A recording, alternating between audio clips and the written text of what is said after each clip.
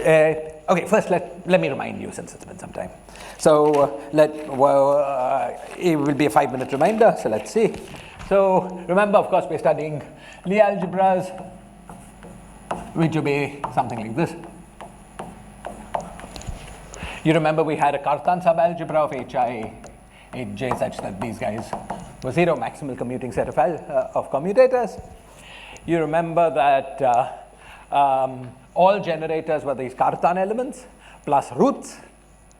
Okay, these roots came in pairs with plus minus weight. That came from the Hermitian conjugation.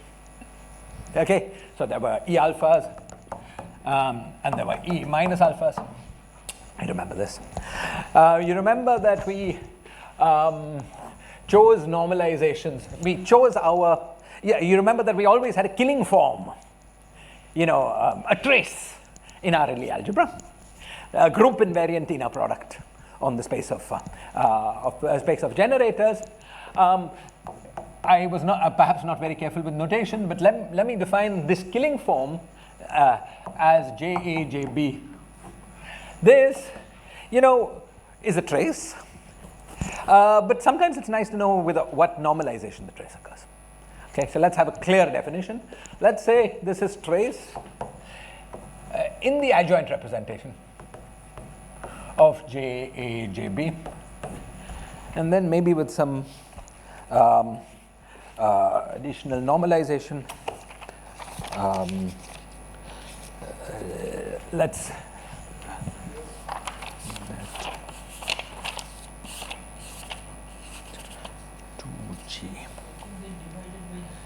G, where G was the dual Coxeter number, 2G. Okay, the dual Coxeter number will come in our reminder. Okay, okay. So this is a properly normalized killing form. This is a normalized inner product on the Lie algebras that fixes what we mean for the pairing. Of course, this by itself doesn't fix which elements we call Hi. Okay, I can rescale my HIs. Get another set of HIs, and with this choice of normalization, if you remember, we decided to work with K Hi Hj equals delta Ij. We found an orthonormal set with this choice of norm. We found an orthonormal set in our space of Cartan generators, our space of Cartan matrices. Then we decided to choose these E alphas. Their normalization was also free. We decided to choose them so that the E alpha, E minus alpha, K of this, I used to call it trace. Wherever I've said trace in previously, what I really meant was this, K. Okay, so the trace and adjoint divided by 2G. Okay, we chose to normalize this by, that this was 1 by, what is 2 mod alpha square. 2 by alpha square, 2 by mod alpha square, 2 by mod alpha square. Okay, and then using this, we then deduced that E alpha E minus alpha was equal to 2 alpha dot H divided by mod alpha square. We talked about how, if given any root, therefore, there was an associated SU2 system with the E alpha, E minus alpha, and this generator playing the role of J plus, J minus, and J3. Okay, and we used that to find this really important relationship that for any weight,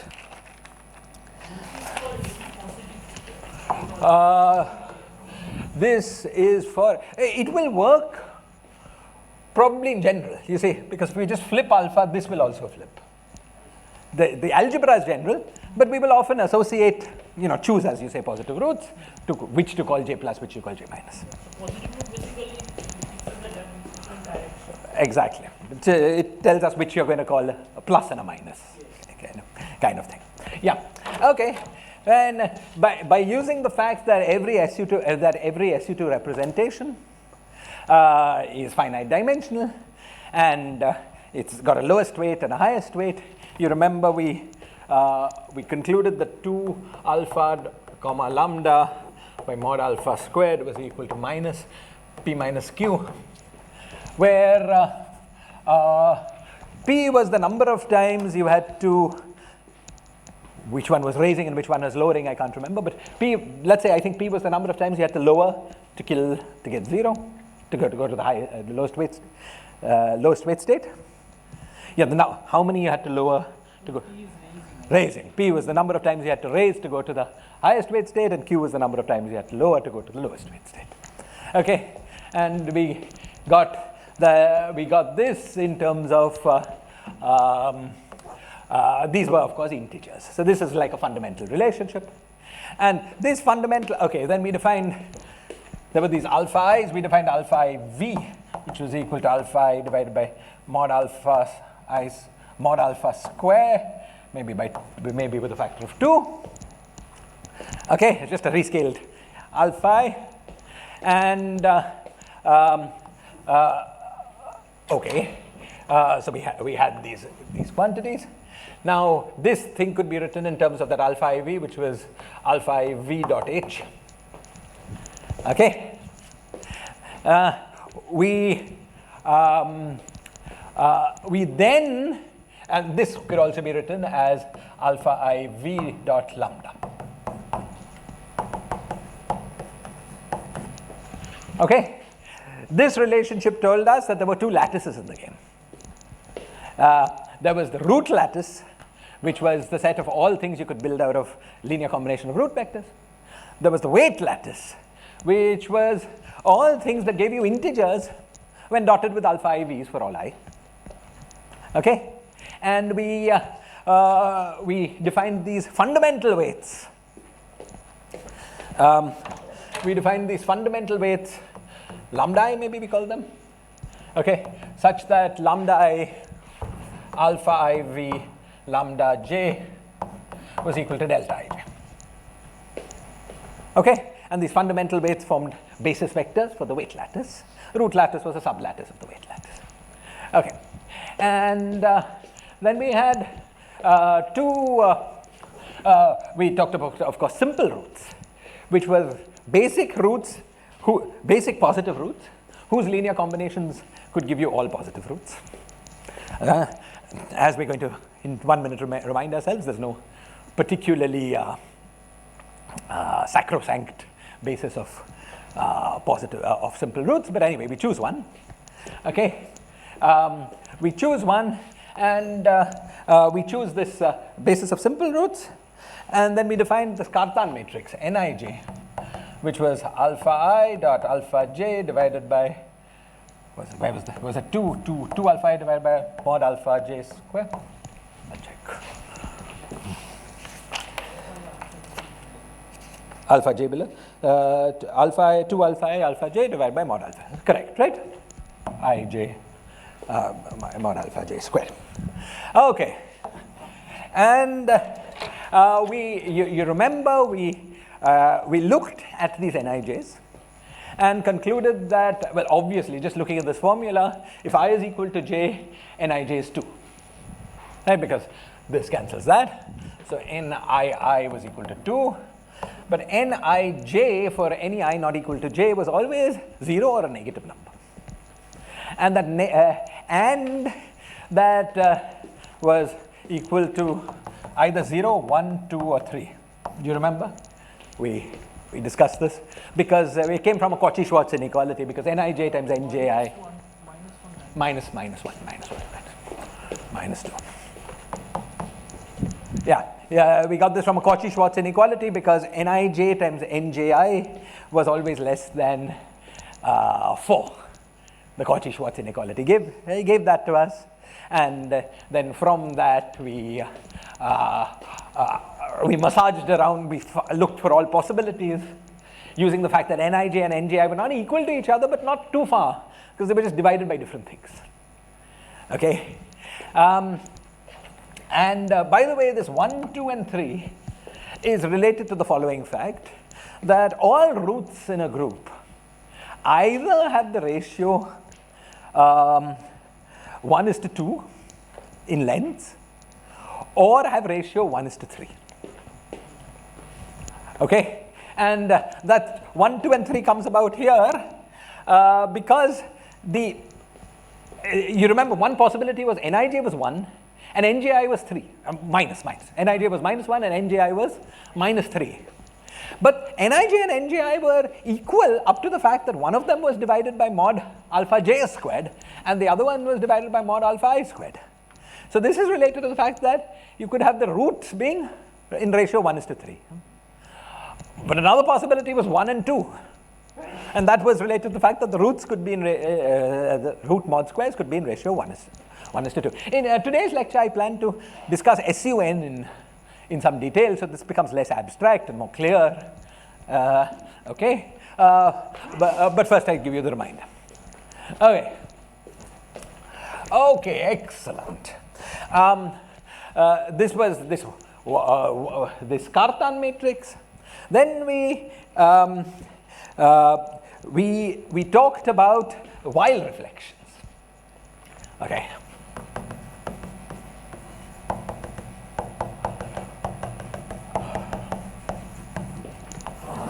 Okay, we talked about Weyl reflections. Do you remember these Weyl reflections? Remember, associated with any root, there's an associated, as we've just reviewed, an SU2. And so if you've got another root, or actually any other weight in a weight system, okay, that has some Jz eigenvalue in the SU2 associated with alpha, we don't really know the representation it lies in, because that Jz may not be a highest weight, maybe some middle weight, and then we don't really know the representation behind. But there's this general property of SU2 that every representation has the following property, that if Jz is a weight, minus Jz is also a weight. Okay? And then, and moreover, this minus Jz was obtained by acting with E minus alpha, or E plus alpha, I can't remember, the lowering E, okay, enough times to lower this thing. So it was obtained by subtracting some multiple of alpha, or adding some multiple of alpha to the weight. Okay? So then we said, well, okay, I've got a certain weight, lambda. Then I add some multiple of alpha, I don't know what multiple, zeta times alpha, to that weight. And then I choose that zeta with the demand that the projection onto Jz has flipped. Okay? That clearly gives a particular answer for zeta. We got a particular answer for it, alpha dot lambda by 2, something like whatever, some particular answer, and we got a particular formula. In fact, let me write it down. I've got the formula.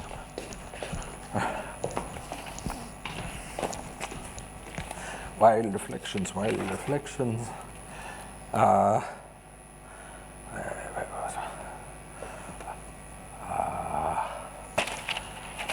Okay, we get W goes to W minus zeta alpha, where zeta is equal to 2 alpha dot W by mod alpha squared.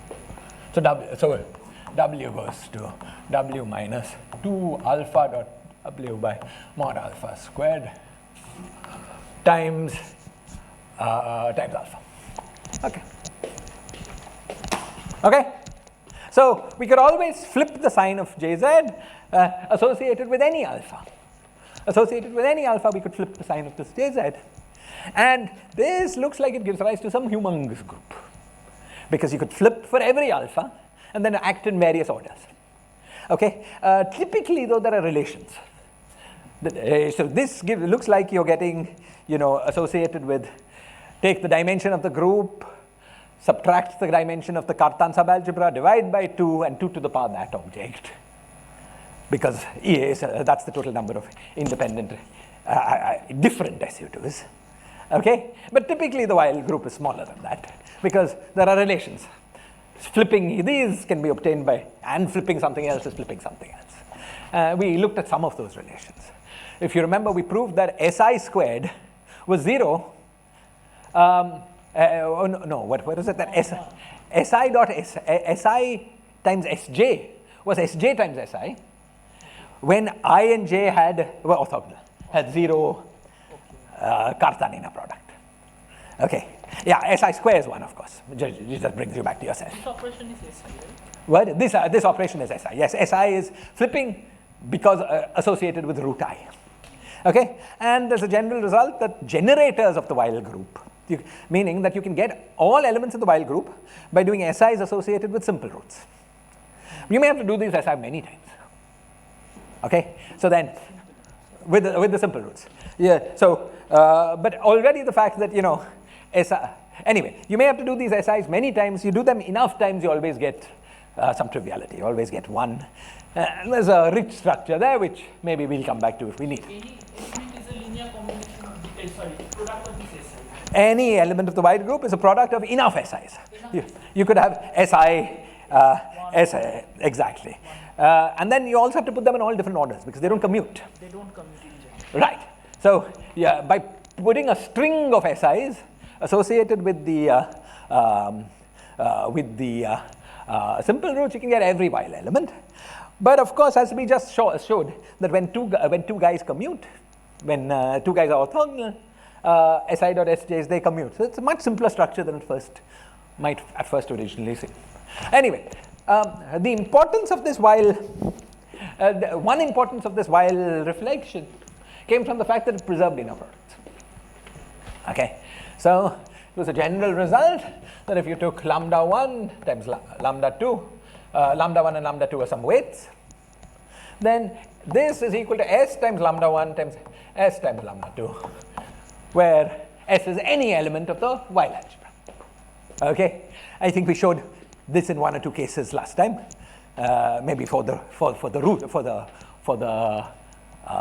roots we showed this, but same algebra shows, you know, goes through. Yeah. Okay, and there were two or three other things we talked about. Perhaps the most important of them was this guy rho, the while vector. Okay, so the while vector, this rho, let's define it first in the following way. And this was the algebra we were doing in the last class before I think we ended, before we had to stop. So suppose we define rho as the sum over all positive roots of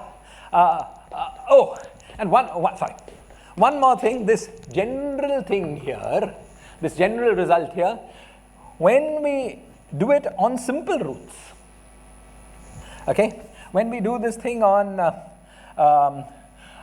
simple roots, this is alpha goes to alpha I, alpha goes to alpha minus, but now, so let's say alpha I goes to alpha I, let's say alpha j goes to alpha j, minus and its reflection under I. This is 2 alpha I divided by mod alpha I squared dot alpha j. But that's just nji. Yeah, it's Cartan. Just the Cartan matrix. nji, and this thing was alpha I. Okay, so the while reflection acting on simple roots was particularly nice. You know the Cartan matrix, you can do it, and something that we will use in a minute is that you remember that these guys are always negative. So one of the things that you will see is that while reflections always take simple roots to positive roots, because it's some positive linear combination of simple roots. It's a special case of more general result. Okay, but we'll come back to that. So this is true except for I equals j. In the case I equals j, this was 2. And of course, what it did was to take alpha I to minus alpha I, which was the role in life of this guy, right? It's just a flipping in the ith direction of weights this, so it takes to minus alpha I. So the while reflection by a positive simple root acting on another simple root gives you some other positive root, except in the case of except for that element itself, which gets flipped.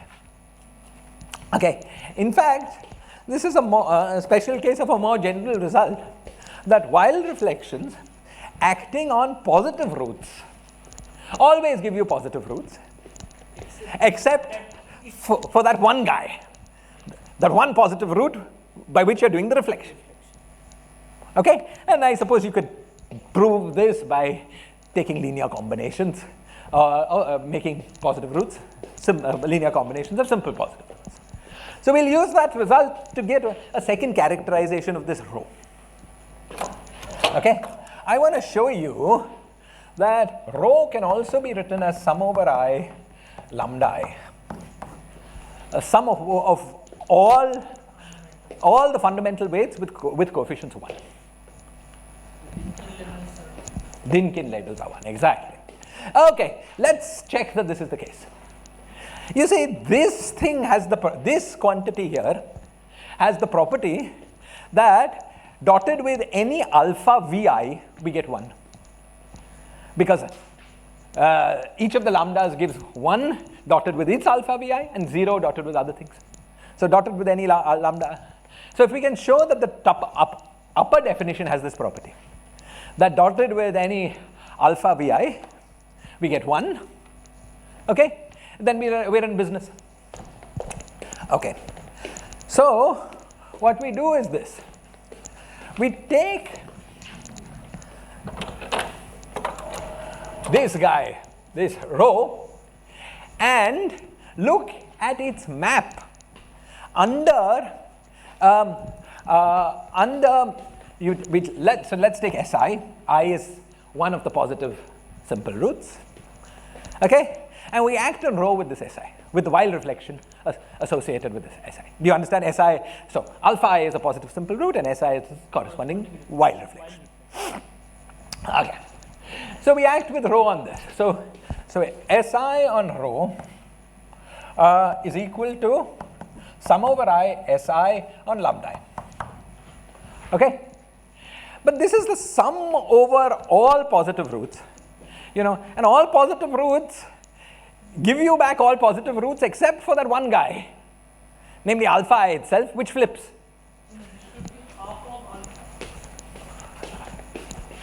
Half, right. Alpha, thank you. Alpha j. Okay, j belong to delta plus. Right? So this flip just takes, so if what we'll do is this, we'll add and subtract alpha I itself. If we add and subtract alpha I itself, once we do the addition, we've once again got just all positive roots without any exceptions. Okay, and then we have to do the subtraction. And we have to do the subtraction with a factor of 1, not half.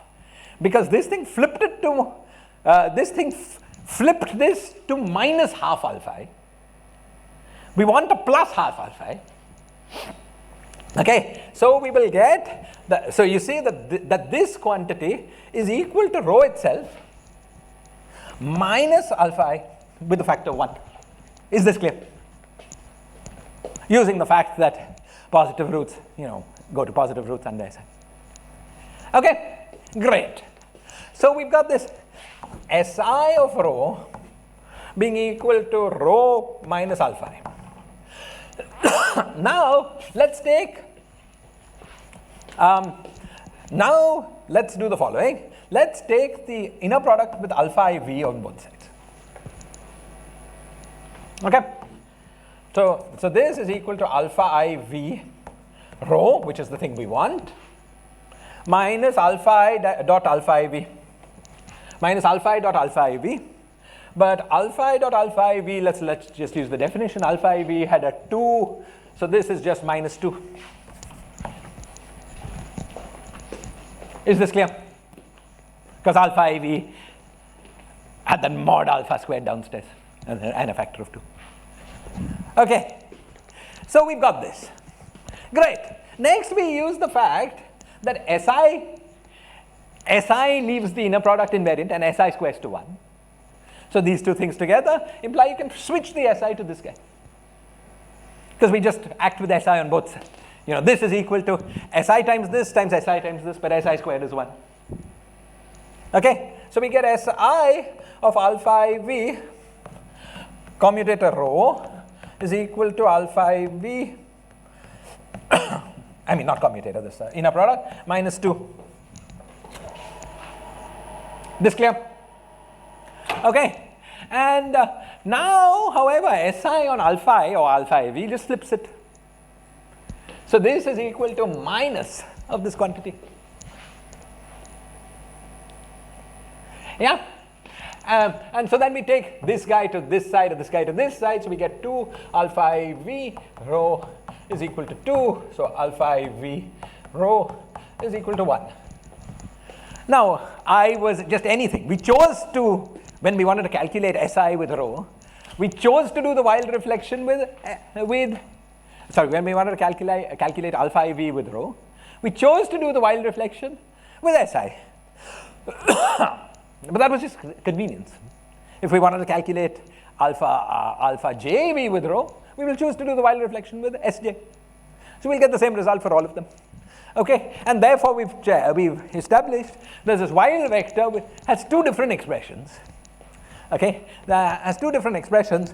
It is both the sum over half sum over all positive roots, as well as the sum over just sum with weights 1 over all fundamental weights. This wild vector will appear in the wild character formula and many other places. So it's a good thing to it's a good thing to keep in mind. Okay. What? It also appears in the eigenvalue of the Casimir. Exactly. Yeah, we derived that in one alpha inner product alpha plus rho or something like that, right? Lambda inner product lambda plus rho maybe by half, 2 times. Yeah. Right. So we also found the Casimir. I'll remind you how we found the Casimir. You know, the Casimir was sum over J. These J's were either H's or E's. Okay. So we got sum over J squared, H squares, which are just, the weights, the highest weights. So it's lambda times lambda. Or we got sum over E's. Now, E's were, that sum over E's was E alpha, E minus alpha plus E minus alpha, E alpha. But Casimir gives you the same answer acting on any state, so we act on the highest weight. Okay, on the highest weight, one of these two is 0 because it raises the highest weight. So it's only the second guy. And then we use the commutation relation to take this guy through the other. After you use commutation, this guy annihilates the highest weight state. Okay, but then you get an extra alpha dot H. Okay, and that alpha dot H was basically like an alpha dot lambda. And then we did some manipulations and we got this formula, right? So Casimir is very easy to evaluate.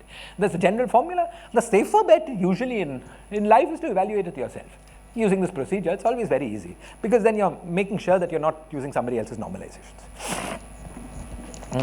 Okay. Okay. Excellent. We probably talked about a few other things, but I think that's enough for the review unless there are questions or comments. Okay, so any questions, comments about this reminder, anything like that? Otherwise, let's move on to discussing SUN. Okay. So let's take a look at SUN. SUN. Okay, SUN is the set of all n cross n matrices. Okay, n cross n matrices. The Lie algebra of SUN is just the set of Hermitian n cross n matrices that are also traceless. Okay, we're interested at the moment in Lie algebra, so let's look at traceless n cross n matrices. Okay, first question is what is the Cartan subalgebra of these matrices? Well, this is very simple because the matrix group. We know that Cartan subalgebra is maximal set of diagonalizable or in a particular basis just diagonal elements. So there are n number of diagonals, but there is a traceless in. Exactly. So the most general diagonal element is alpha 1, alpha 2 up to alpha n, but it's traceless, so there's one condition. Okay, so the most general diagonal element is this guy. Let me use the following notation. Let me call Eij, epsilon ij, the matrix with element 1 in the ith row and jth column. Okay, so for instance, epsilon 2, 3 in SU3 will be 0, 0, 0, 0, 0, 1, 0, 0, 0. Okay? And then epsilon II, okay, is the guy which has 1 in the ith diagonal element and is 0 everywhere else. Right? Okay, so the most general Cartan element, is epsilon II, alpha I, sum over, let's call it zeta I, sum over all I, with the condition that sum over zeta I is equal to 0. Okay, fine. Now, let us try to find some particular basis for these Cartan. Actually, had we been doing UN, this would have been utterly trivial. Right, because in that case, the natural basis would have been just alpha 1, 1. That's epsilon 1, 1, epsilon 2, 2, epsilon 2, 3, and so on up to epsilon n. And actually, all formulae simplify for UN. And often in physics, we're interested in UN. Not always, often. All formulae will simplify for UN, but I'm going to, unfortunately, it's not semi-simple, the algebra, so I'm going to work with SUN just for the fun of it. Okay. So now we want some basis of some Cartan elements. So let's choose the following. Let's say epsilon 1, 1 minus epsilon 2, 2. Epsilon 2, 2 minus epsilon 3, 3. Epsilon 3, 3 minus epsilon 4, 4. All the way to epsilon n minus 1, n minus 1 minus epsilon n. Okay. This is n minus 1, guys. Clearly obeys the condition that it's traceless. You know, so what are the matrices associated with these? So these matrices, of course, are 1 minus 1, everything else 0, 0, 1 minus 1, everything else 0, and so on. Okay, let's say that we declare these to be our Cartan elements. Okay, now in this language, what are the roots?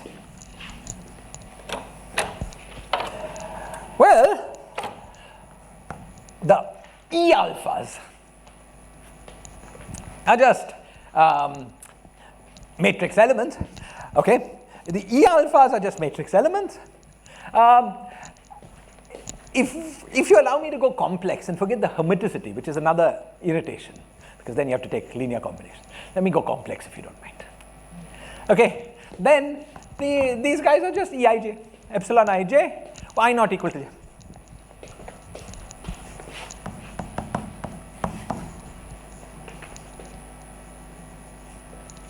Is this clear?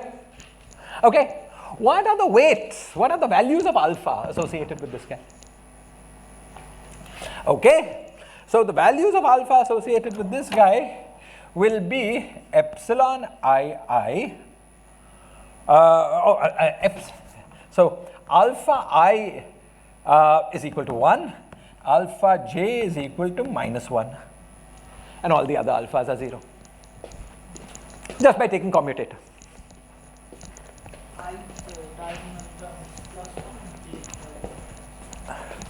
Yeah, this is now a vector. Okay, so it's a vector such that it's got 0 everywhere. Okay, let me be clearer. I'm sorry. In fact, I said this. I said this wrong. Let me be clearer, because we're not going to take weights under just the UN guys. So let me be clearer. So suppose we take the weights of this guy. We have to compute its weight under each of these guys. Oh, it's a pain. Okay, but let's do it. Let's say that this is the rth. So E epsilon r minus epsilon r plus 1 r plus 1.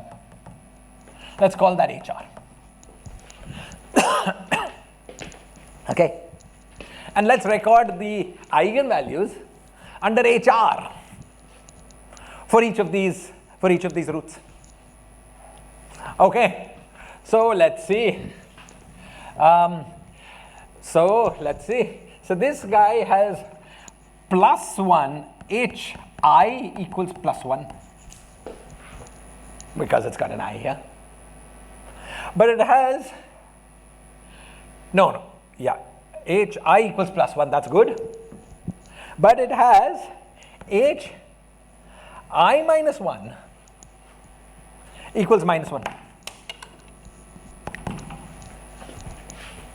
Because the I minus 1th guy has this factor.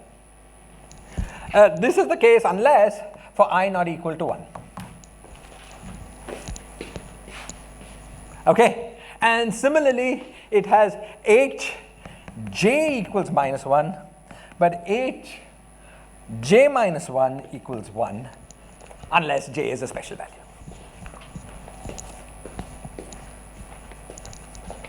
Is this clear? Please.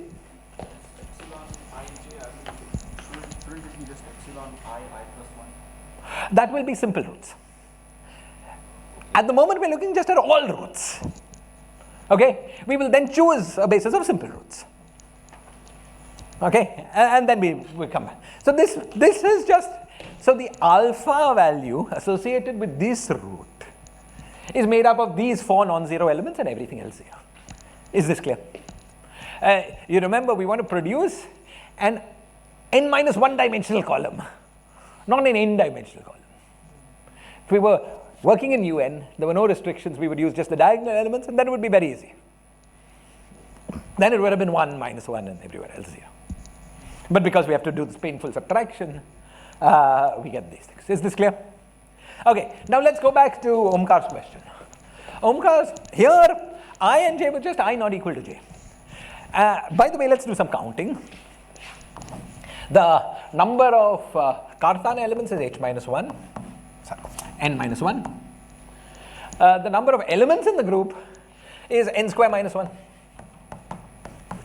So number of elements minus number of Karthans is n square minus 1 minus n minus 1. But n square minus 1 is n plus 1 into n minus 1. So that's equal to n minus 1 into n plus 1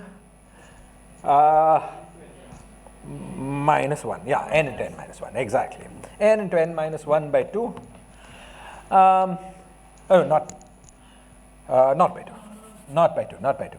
But you know what's important is that product of any two integers, successive integers, is necessarily an even number. Because if one of the integers is odd, the other one is even. And so this is an even number. And so it has that general property that the number of roots is even, so it can be broken up into positive and negative roots. Something we asserted would always be the case. Okay, excellent. So now let's keep going. Okay, so now let's go to the simple roots. Okay, we will declare dictionary ordering, saying h1 is more important than h2 is more important than h3 is more important than hn minus 1. Okay, so when epsilon 1 1 minus epsilon 2 2 is a positive root. Another positive root is epsilon 2 2 minus epsilon 3 3. Another positive root is epsilon 3 3 minus epsilon 4 4. Sorry, what am I doing? I'm sorry. Epsilon 1 2 is a positive root. Epsilon 2 3 is a positive root. And this will keep going. Right? The first guy that is non-zero should be positive. I hope I'm doing this correctly. Maybe r plus minus r plus 1. Give me 1 minute to make sure I'm not flipping the order. 1 second.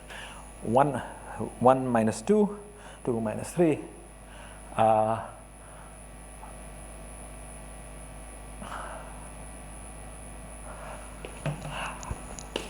Could be that epsilon 2 1, epsilon 3 2. Okay, if you give me that. Epsilon n minus 1. With some definition, this will be right. Let's see, epsilon 1, 2, epsilon 3. I think this is okay. No, epsilon 2 will have h1 minus. That's what I worried about. Epsilon 2, 1 will have h1 minus. Maybe I should do it the other way. Okay, let me check what the book does. H1 minus.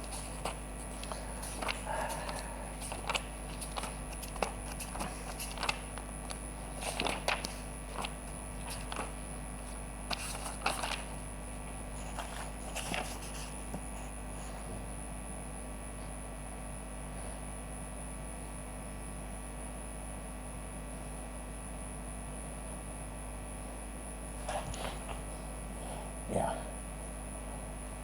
Okay. Good. We want to look, sorry, so maybe I'm just saying it wrong. We want to look for roots with epsilon I minus epsilon j. Something which has epsilon I minus epsilon j.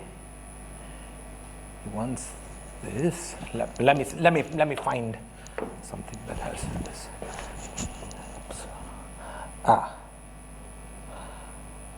Maybe it will be epsilon 1, 2, epsilon 1, 3 up to epsilon. Give me, let's try this. Let's try this. Will this work? Epsilon 1, 3, epsilon 1, 4, to epsilon, 1, n. This is going to work, right? Because H1 will always be positive for each of these. And once H1 is positive, it's game over because we're doing dictionary ordering. So H1 is positive, what happens to H2 and so on is irrelevant. Yeah. So this will be our basis of simple roots. Or with this choice at least.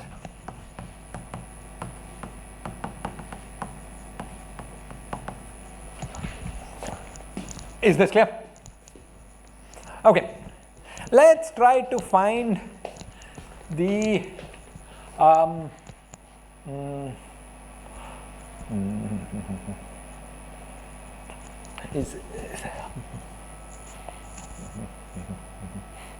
right. Let's try to find the weights of each of these. Okay. So the weights of each of these, in terms of these HRs, we'll have to work out. But in terms of the weights, in terms of just the epsilon ii's is totally clear. Okay, so in terms of these epsilon ii's, this guy has epsilon 1, 1 weight equals 1, and epsilon 2, 2 weight is equal to minus 1.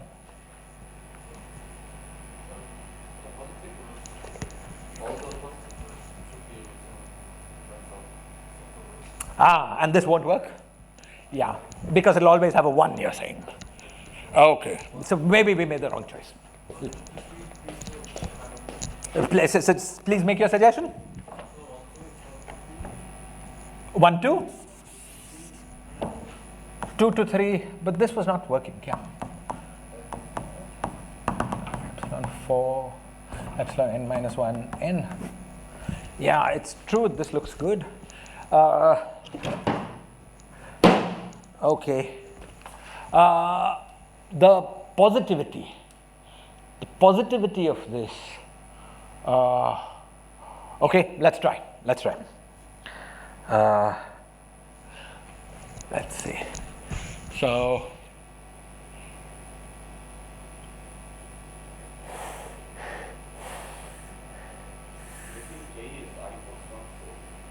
So, maybe we will just use a positivity rule as epsilon, we'll use a positivity rule in epsilon ii. Let's do that. Let's make this positivity rule, then it will fit with what Und was saying.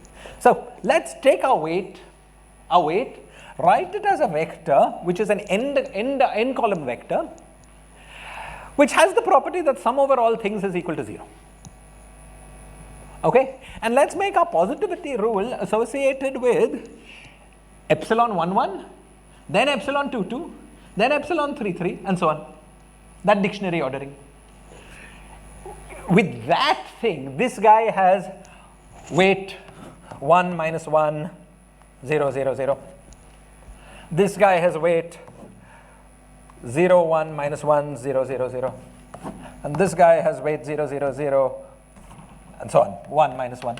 With that positivity rule, this thing will definitely be positive. For epsilon, should it not be minus 1 and then minus 1? Yeah, so what I'm doing now is not writing down weights under, this basis. I'm just writing down weights as an n column for each of the diagonal elements, and living with the fact that we will only deal with columns that sum up to 0. So I'm looking at the weight at this weight space as an n minus 1 dimensional submanifold in an n dimensional space. Okay? And from that, I wanted to suggest we use the following positivity rule, that in this vector, if this guy is positive, it's positive. If this guy is 0, then if this guy is positive, it's positive, and so on. Okay? The positivity rules were very arbitrary. This rule might well be a reasonable rule. With this rule, it will match with what Unbu wants, and will also match with what the book has. Let's provisionally go with that. Let's say this is our positivity rule. Okay? We write every vector as a one column like this. The problem with this is it's ambiguous. Column vector. N column vector. Its problem with this is ambiguous because we can add to it any column that sums to 0, and then we could add to it minus 1, minus m. No, so this is not a good positivity. It's ambiguous. Right, it's ambiguous. So let's see. Let's work out how these guys are positive, and with what notion of positivity these guys are positive. I think the book uses these. Unbu also wanted them, and I think he's right that with the other guys we won't be able to get all the roots. So let's see. What is the notion of positivity that will make all of these positive? Just a minute.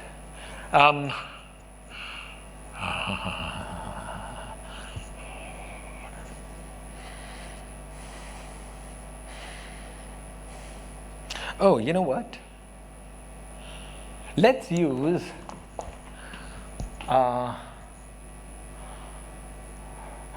the following thing.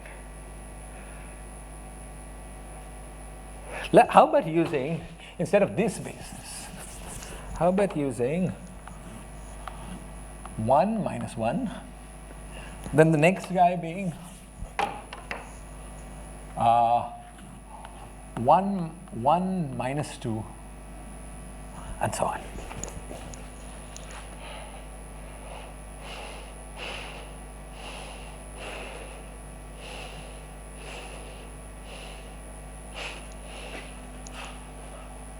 And with some appropriate normalization. Okay? Then this guy, let's say on this fellow, this would give us this guy is equal to 1. On this fellow, this guy would give us this guy is equal to 1. Okay? And this guy is equal to 0. Right? Because this is plus and minus, but this guy will be equal to 1. Yeah, so this choice of Cartan's with some normalization. 1, 1, 1, 1, minus 2, 1, 1, 1, 1, 1, minus 3. And Exactly. Now we probably want all of them to have the same trace, yes. a squared trace. So we'll need a normalization. I think this is half of delta. This will this will give some sort of normalization will work. Let's work out the normalization. Thank you, people. We get this straight. So suppose we have 1, 1, 1, 1, the n ones and then minus n. Okay, then this trace here will be equal to n plus n square. Okay, and if we want to make all of these guys trace 1 provisionally, maybe renormalized by an overall factor later on, we will therefore have to divide this by 1 plus n plus n square, square root of n plus n square. So this will be square root of 2, this will be 1 by square root of 3 plus, no, so this is 2 plus 6, right? And so on. Yeah, good. Good. So this basis, I think, of Cartan elements will be consistent with choosing those as positive roots. Does that sound good? Okay, excellent. So this, what? 1 at the starting and minus 1 at the end. What? 1 at the starting and minus 1 at the end. 1, 0, 0, 0. And the 1, 0, 0, 0 minus 1. The second will be 0, 1, 0, 0, 0 minus 1. Then The problem is that all those root elements will have an nth guy. So as Unmu pointed out, then you won't be able to build up arbitrary weights from these, arbitrary positive weights. Right? All of these will have a negative n. So you want to build up like E12, E56 or something like that. You won't be able to do it. Okay. Whereas these guys are flexible enough that you will be able to. These roots. I mean, you were talking about the Cartans, but that will lead to a set of simple roots that will not be nice. Okay. Anyway, we can perhaps make other choices, but let's work with this choice because it agrees with the set of simple roots that the book uses. Okay. Sounds good. So we make this choice of this Cartan basis, this rule for positivity, and then this gives us the set of simple roots. Okay. Now, next thing we want to do is to find the fundamental weights.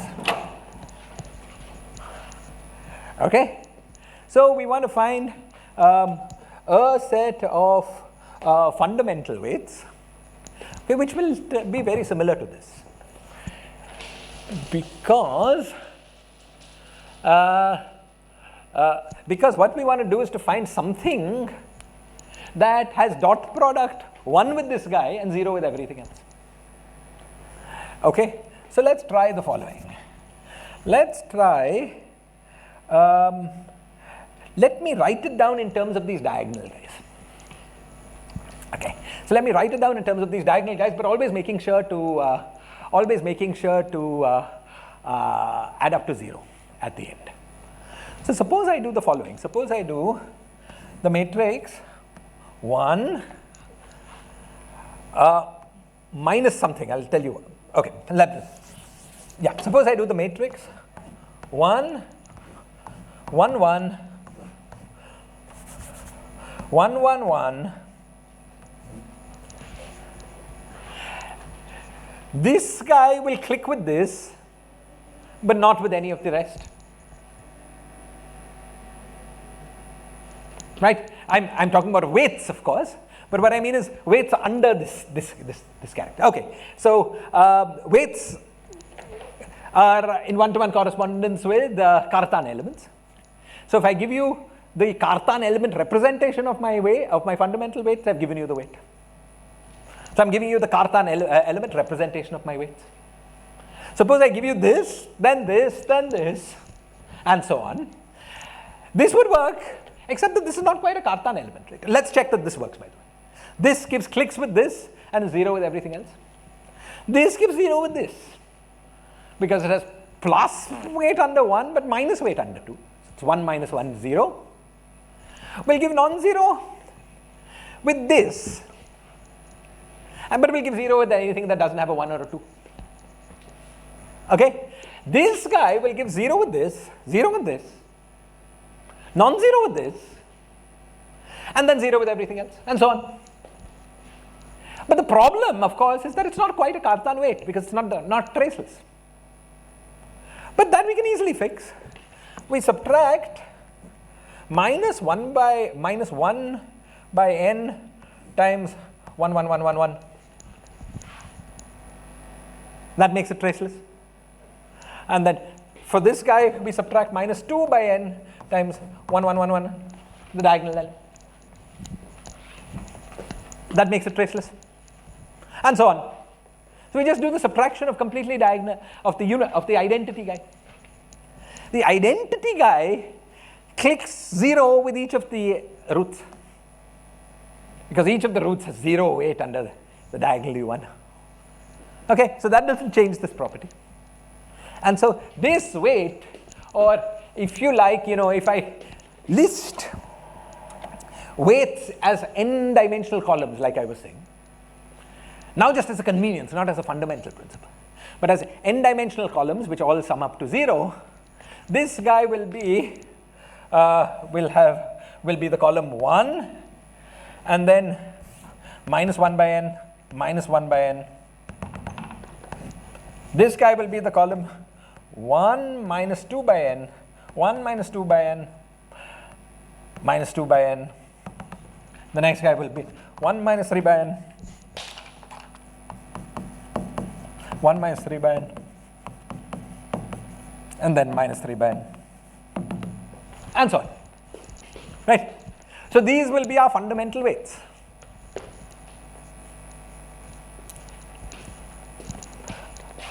Okay? Now, all this sounds like it's just very formal stuff. Sounds like it's very formal stuff. Okay? But I'm heading somewhere. What I'm heading to is to try to explain to you the connection between the Young-Tableau representation of highest weights, which is by far the most convenient way of thinking of them, and all this formal stuff. Okay? So let's see. So what we have is that, okay, so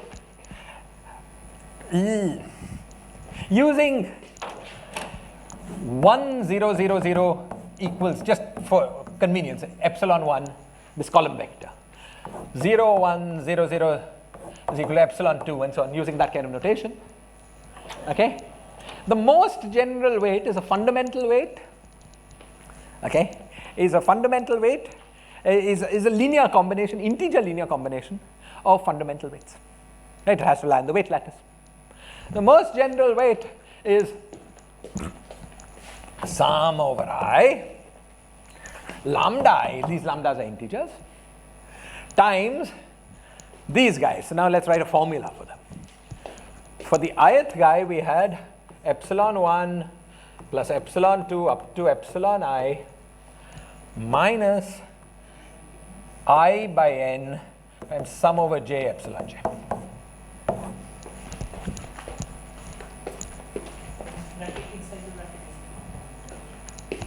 This thing is the fundamental weight. Yeah. The whole thing is the fundamental weight. That's correct. This thing is the fundamental, the ith fundamental weight. Okay. So this is the most general weight. Now consider a particular representation, and let's look at its highest weight. Okay. Highest weight can also be written in this form. Okay. Now you notice the following. Let's ask this epsilon 1. Let's reorganize this. Let's reorganize this in an expansion in epsilons. Okay. So this reorganization will tell us that we have epsilon 1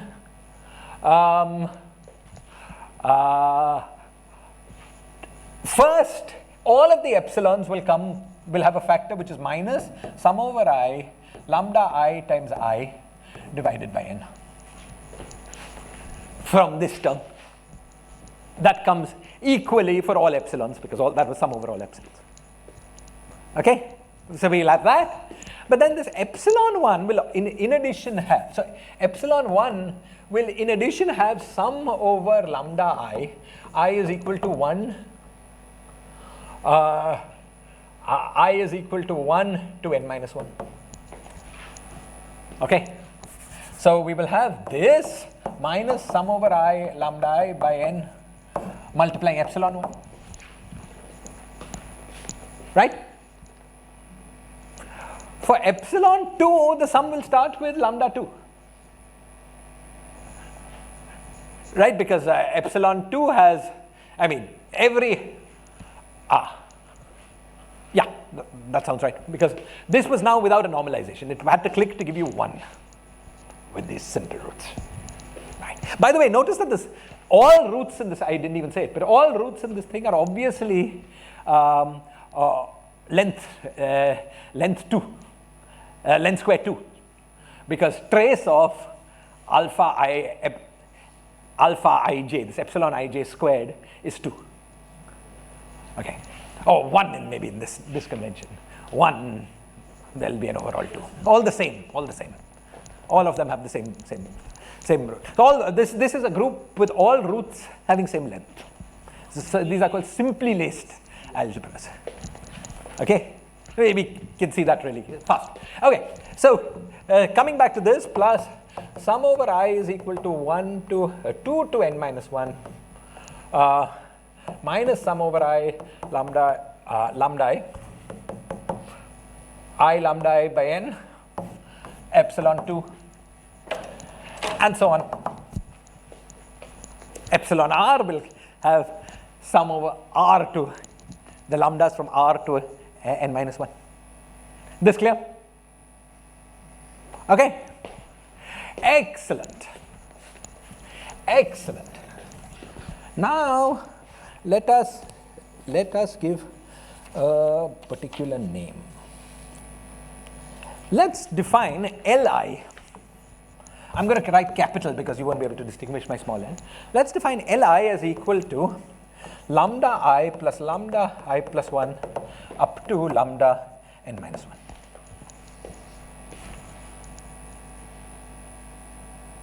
Yeah.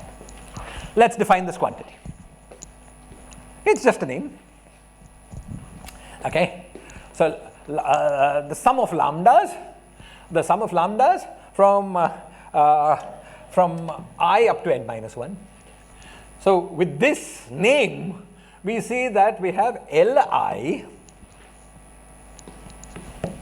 minus this business which we'll also, let's give this guy another name. Let's call it T. Li minus T. Okay. Li minus T times epsilon I.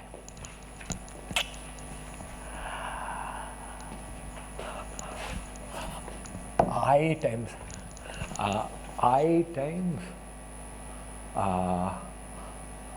times, so this is just sum over, what was this? This was just sum over I, right? Oh, but this was also multiplying lambda I. No, sum over I times lambda I. Sum over I times lambda I. T sum over I times lambda. Yeah. This T will be, I think it will turn out to be total number of boxes in the Young tableau divided by n. I think that's how it will turn out to be. I think maybe we'll call this n times T. Let's define this as n times T. So that T will be total. No, we want by n. T by n. Okay, we want T to be total number of boxes in the Young tableau. Okay, excellent. So now what I want to do is to rewrite this quantity also in terms of Li's. Let me see if that's the best way. This book calls this kappa. This, what I've called T by n, it calls it kappa.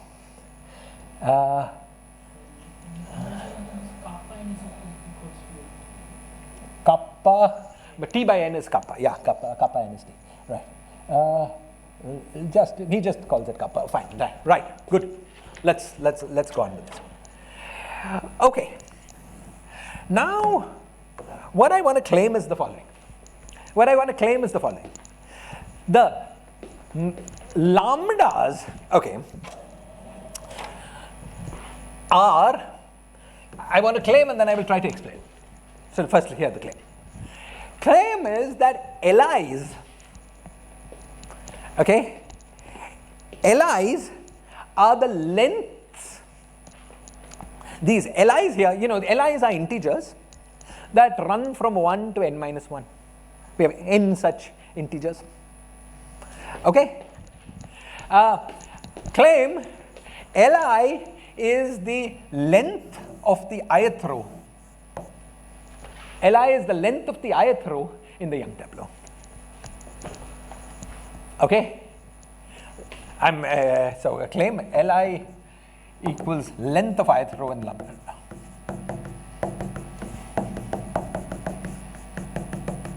So this Li size is descending order. Exactly. So L1 is larger than L2, as you see. Larger than L2. Same for rows in a Young tableau. Okay? Li is the length of the highest row in the Young tableau, of the ith row in the Young tableau. And lambda j is the number of columns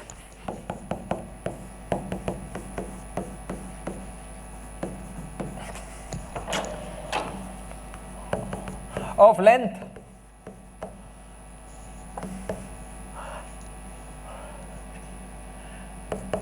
j in the Young tableau. So number of columns, you know, so there are just totally n minus 1 rows. Okay, so you get to specify length of first row, length of second row, up to length of n minus 1 row. There aren't n minus 1 columns. In general, there are an infinite number of columns. There can be an arbitrarily large number of columns. Okay, but each of these columns, none of the have length ranging from we won't count 0. So 1 to n minus 1. Okay, this is the claim that this is the connection between these abstract integers we've been talking about and the Young tableau. Now let's try to understand this claim a little bit. First, let's check its self-consistency.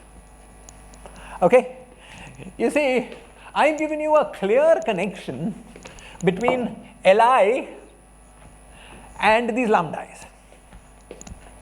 Okay, now let's think about it. Suppose I've got a Young tableau.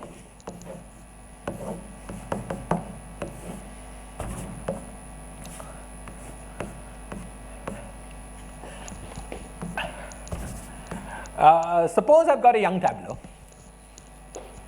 okay, and I want to know how many elements are there in my first row. This is clearly the number of columns of length n minus 1 plus number of columns of length n minus 2 plus number of columns of length n minus 3 up to number of columns of length 1. So it's lambda 1 plus lambda 2 plus lambda 3 up to lambda n minus 1. Okay, what about in the second row? In the second row, what you don't count is those columns that have length 1, because that's where the second row ends. The second row ends with columns of length 2. Everyone's looking really blank. Is this clear? Clear, Ashikur? Yeah, okay. Somehow people are looking dubious. Okay, great. Okay, so the length of the second row is the number of columns of length 2 onwards. The length of the third row is the number of columns of length 3 onwards, and so on. And that's exactly that formula. Okay, so the relationship between lambda and L, okay, the relationship between lambda and L is correct. Now let us understand from this viewpoint, okay, what this T is. T was sum over I lambda I, but lambda I was the number of columns of length I. So I times lambda I is the number of boxes in columns of length I. Sum over I is total number of boxes of the Young tableau. Okay? So that T there is total number of boxes in the Young tableau, and T divided by N is simply the fact that we're dealing with SUN rather than UN. That the sum over all H's, if you take the sum over, okay, so now as convenience, not as fundamental, let me use as a basis for my Cartan elements H1, the guy with just 1 and 0, 0, H2 and so on. I mean, I'll record weights under all of these. It will turn out that all weights have the property that they sum to 0. But just for convenience, I'll record. Okay?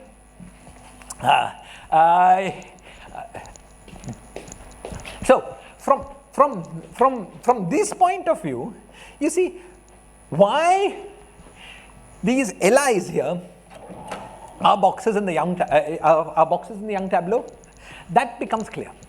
See, suppose you had if I was dealing with UN, then it's this summation of this T by N that is making the SUN. So let's for a moment forget that we are dealing with SUN rather than UN. You know, that is really clear. It's really clear because, you see, suppose you've got a Young tableau like this. This denotes a representation. And as you know, this denotes symmetrization, this denotes symmetrization, this denotes symmetrization. Then after you symmetrize, this denotes anti-symmetrization. Of course, you can also do it the other order. Both of these are represented by the same Young tableau. Okay.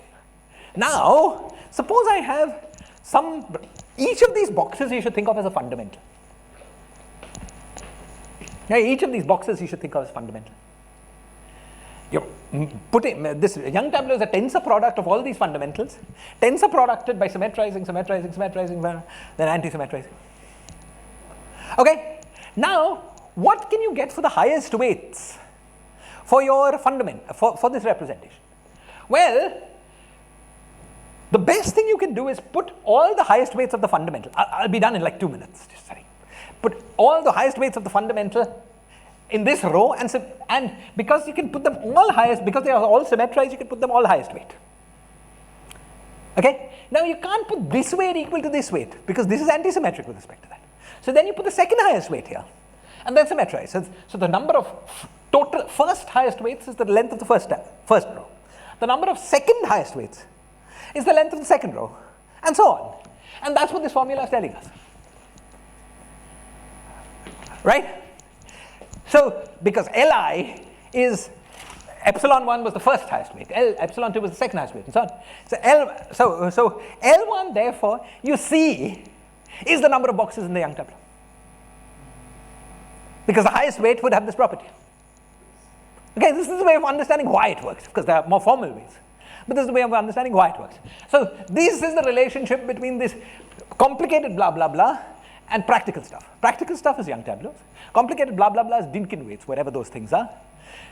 In the case of SUN, Dynkin weights is just number of elements, number of columns of length j. The jth Dynkin weight is the number of columns of length j. Simple, down to earth. Okay, let's stop.